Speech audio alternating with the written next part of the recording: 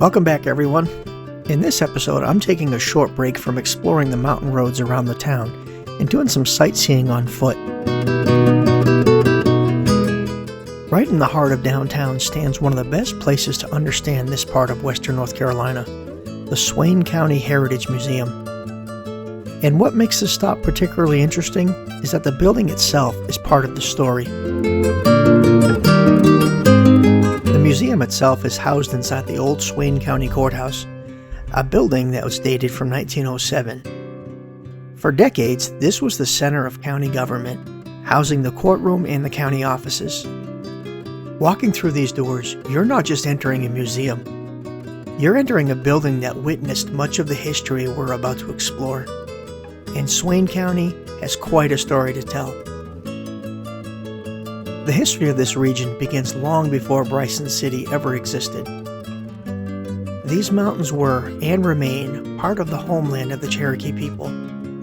Cherokee communities occupied a vast territory throughout the southern Appalachians, and the rivers and valleys surrounding present-day Bryson City were important places for settlement, hunting, farming, and travel.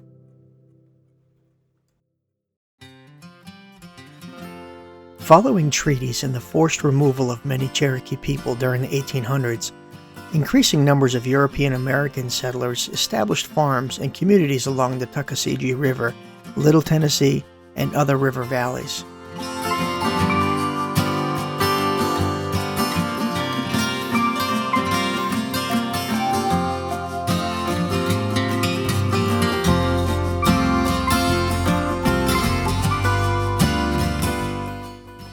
Then in 1871, Swain County was officially created from portions of Jackson and Macon counties. The new county was named for David Lowry Swain, a former governor of North Carolina and president of the University of North Carolina. The county seat was originally called Charleston, established on the site of an earlier Cherokee village known as Big Bear Springs. But Charleston wouldn't keep that name for long. In 1889, the town became Bryson City, named in honor of Colonel Thaddeus Dillard Bryson.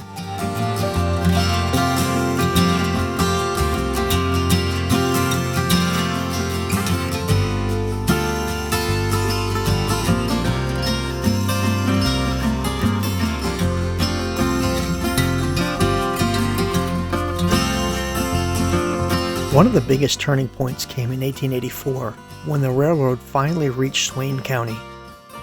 Suddenly, these isolated mountain communities had a connection to the outside world. People could travel farther and faster.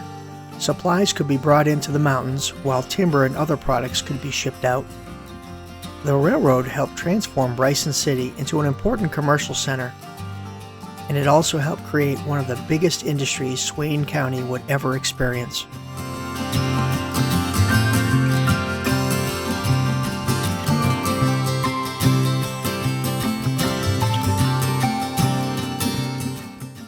During the late 1800s and early 1900s, timber companies moved deep into these mountains. Massive stands of hardwood that would remain largely untouched for generations suddenly became commercially valuable. Logging camps, sawmills, and small communities appeared throughout the region. Companies including W.R. Ritter operated extensive logging operations in these mountains.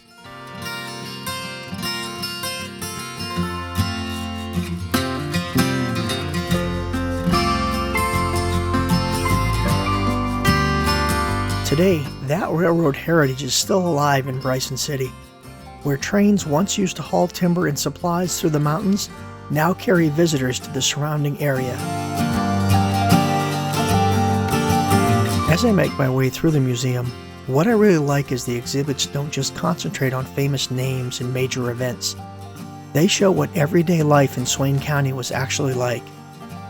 There are tools and household items used by early settlers, quilts, photographs, and other pieces of mountain life.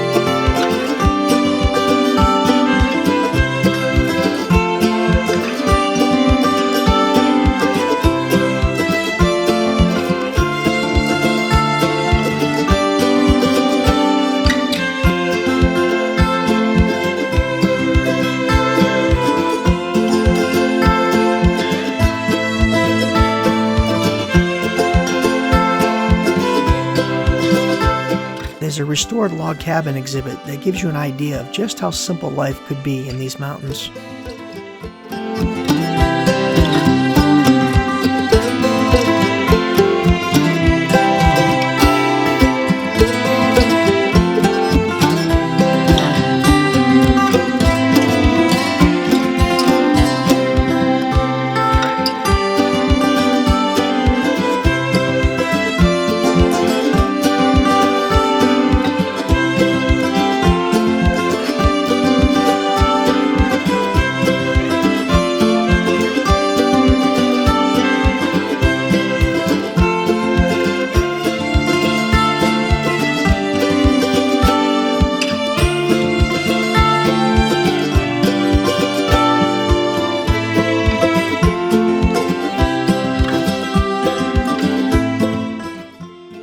There's also an 1887 church organ, along with displays representing the importance of religion and community in these isolated mountain settlements. And then there's something that would have been familiar to generations of mountain children, the one-room schoolhouse. The museum preserves old school desks and educational displays representing an era when children of different ages often learned together in a single room. Just as seen in one of my previous videos, Abandoned Cataloochee.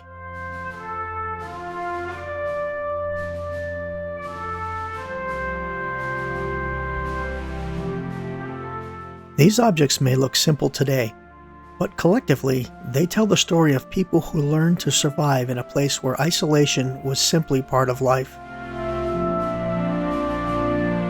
Of course, you probably can't tell the complete story of Southern Appalachian history without talking about moonshine. And the museum even has a moonshine still on display. For mountain families, making distilled spirits wasn't always the romantic outlaw business portrayed in movies. For some families, it was economics.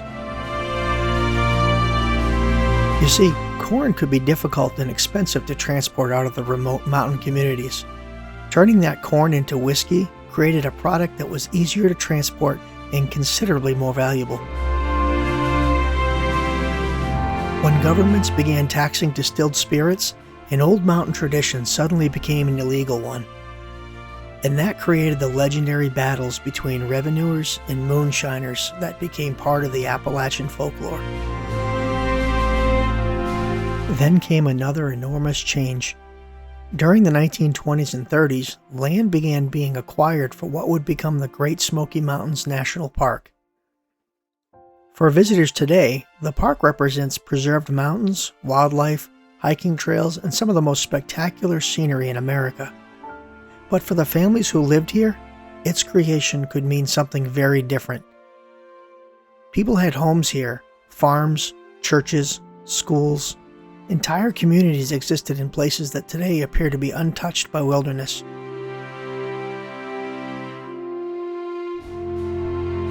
The creation of the park protected these mountains for future generations, but it also required families to sell or leave property that in some cases had been in their family for generations. It's one of the recurring themes of Swain County history. Progress often came with a price.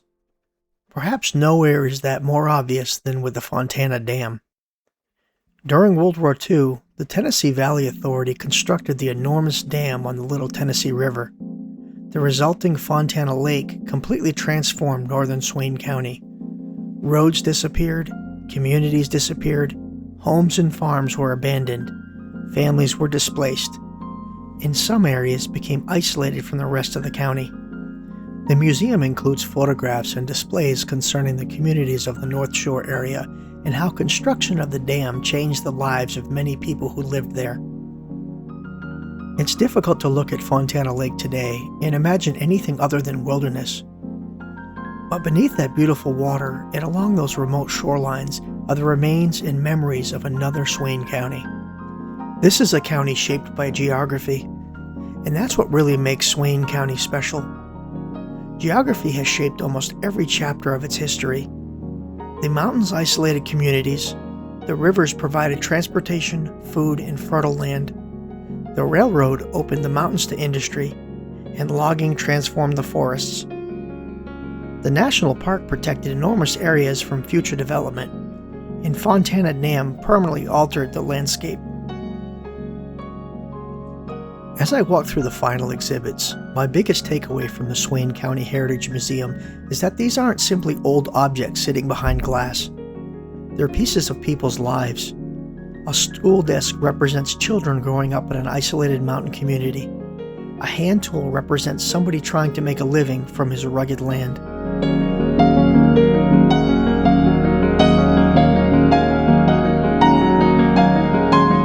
A quilt represents countless evenings spent inside a mountain home. An old photograph might represent an entire community that no longer exists. The old courthouse itself represents a town that changed from a small mountain settlement into the Bryson City we see today. Swain County survived the coming of the railroad, the rise and fall of the timber industry, and the creation of the national park. It's seen the construction of one of America's largest dams and the disappearance of an entire mountain community. Yet, through all that change, something remained: the connection between the people in these mountains.